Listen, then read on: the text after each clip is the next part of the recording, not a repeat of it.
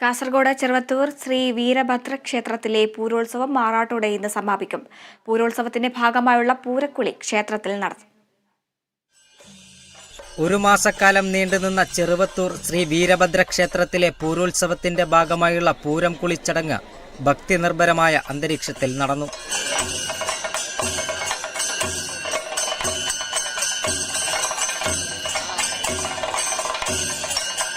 ദേവീദേവ വിഗ്രഹങ്ങളും തിരുവായുധങ്ങളും ക്ഷേത്രക്കുളത്തിലേക്ക് എഴുന്നള്ളിപ്പിച്ച് കുളിപ്പിച്ച് ശുദ്ധി വരുത്തുന്നതാണ് പൂരം കുളിച്ചടങ്ങ്.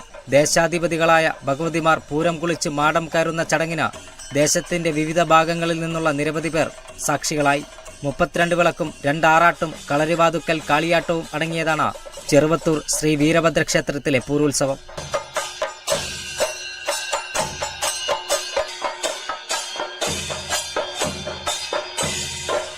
മറ്റ് ക്ഷേത്രങ്ങളിൽ പൂരം കുളിയോടെ കാമന യാത്രയാക്കുമെങ്കിലും ചെറുവത്തൂർ വീരഭദ്ര ക്ഷേത്രത്തിൽ ഞായറാഴ്ച വയലിൽ ആറാട്ട് നടന്നതിന് ശേഷം മാത്രമാണ് കാമന യാത്രയാക്കുന്നത്.